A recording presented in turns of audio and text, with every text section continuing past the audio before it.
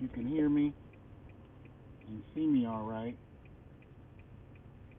Video's clear. Looking good. All right. Hope everybody's well. Trying to get in a quick one today before the show tonight. I'm headed to the comic book store, as is my Wednesday regular occurrence. Okay, looks and sounds good. Appreciate that. I can't see you guys as clearly because of the light and the way my phone is kind of angled, but check it out. I was on Facebook a little earlier today, and I saw a post that had Simone Biles and I guess her man on the picture, and they both had on, she had on a bonnet and he had on a do-rag of the same material, right? And I didn't see a caption or anything, but that was the thing, And so the person who posted it, you know what I mean, they had this statement up there: what's good for the goose is good for the gander, right? The idea being that if black men can wear do-rags, then it should be cool for black women to wear bonnets. Now, I'm not really going to get into all the guys that wore bonnets. Most I'll say about that is, black men tend to be the most progressive groups of men, so we tend to be supportive despite the stereotypes about us. Of anybody that seems, like they've been victimized or whatever. So it doesn't surprise me when black men go out of their way to empathize, even if it's something they themselves don't actually like. But that's neither here nor there. Anyway, the thing that did get me, though, is I was thinking about this whole goose-gander dynamic, right? This whole desire to be able to do what black men do. Now, the first thing that was interesting to me about it, when you talked about this do-rag thing, is black men have been persecuted, right? We've been persecuted around wearing do-rags, sagging jeans, Timberlands, whatever. Black male attire, has been associated with a certain type of freedom in terms of how some black women look at it. But for society, it's a problem. And we've had policies made, we've had, people arrested, cited, for dressing in these kind of ways. And ironically, we even had black women making songs about black men who dress like this. Now, I haven't seen one song out yet about black men desiring women in bonnets, but that aside, this whole idea that black men get to be free in how they dress, we want to be free too. Coming out in pajamas and bonnets as some statement of freedom. And my question is, do they really want that work? Because for black men to have this so-called freedom to dress how we dress, it's come at a cost.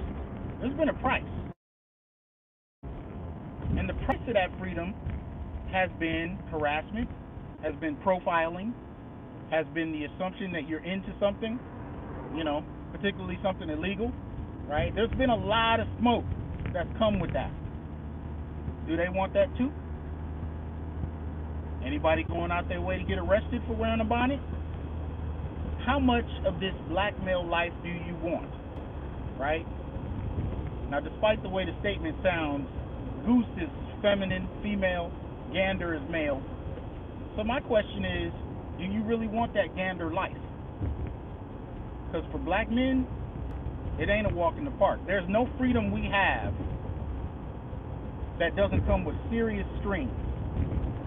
And so I just noticed what tends to happen with us is we get, in situations like this, when black women get critiqued and they want to say, well, black men do it too, how come we can't be like them?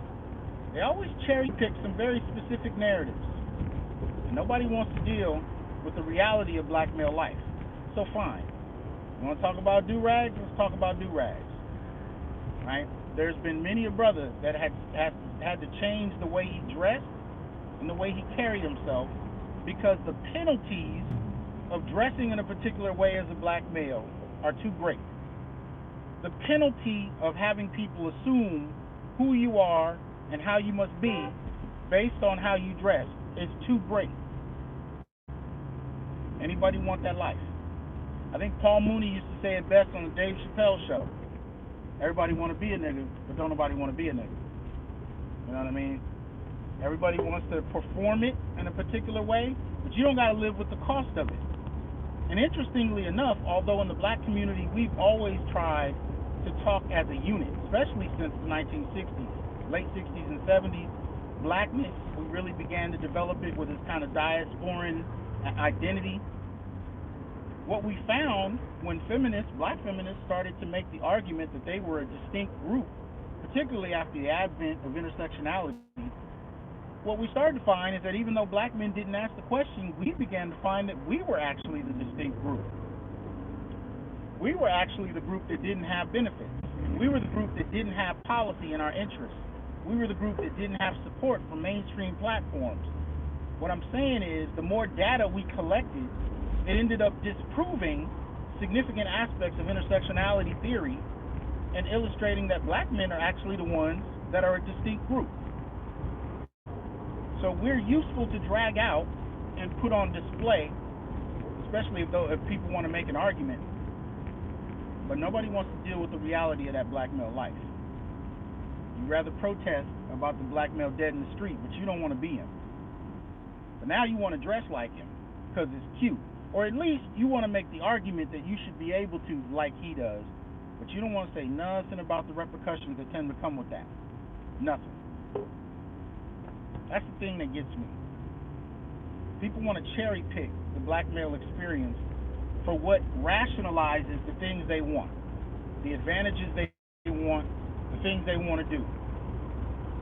But they don't want that life. And I'm just asking the question, are we going to continue to allow people to cherry pick the black male experience when it's convenient and either disappear when black men are actually in need, or show up only to the extent to use our experiences for their own advancement? And unfortunately, that's happening within the black community in and of itself.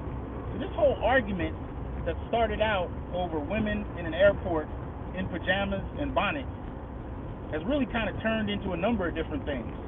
And lately that's been happening more often than not. We've seen that with Kwame Brown, seen that with a number of things that have been happening. You know, they're blowing up. And in some respects, that's not bad. Let me try to beat this light real quick. Anyway, I thought it interesting to at least ask the question. Figure if I'm going to be making my route to the comic book store, let me at least get on here and knock two birds out of the stone. But I just find it's perplexing to me, you know, this envy of black male life. And it is extremely surface level. Man, I'm hitting all yellow lights today. It is extremely surface level. And my thing, fellas, is, and really even to the women that listen and support the Onyx Report and the way we do things, challenge people when they provide surface level adoration of black male life. Challenge them with the realities of it. Challenge them with the realities of what comes with that life. People seem to want to forget it when it's convenient. I don't know why. Could it be because it can be a lethal thing? More than likely. You know, got all kinds of people that want to mimic black maleness until them repercussions hit. So, can't really call it. I appreciate y'all joining me. Like I said, this is just going to be a short hit. It was just an observation I made, and I posed the question, you know, how bad do you want that gander life? You know, I felt it a necessary question. I hope y'all will help me ask the question, and we can get at the truth of it and figure it out. Because I don't think people really want it. I can't really see the comments. I apologize. I'm going to definitely go back and look at them. As I said, this is my first, and then COVID hit, so you know, at the end of the day, challenge people who want to cherry pick black male life, y'all. Anyway, y'all take it easy. I got to figure out how to even shut this thing off when I'm doing it. But all right, y'all. Peace.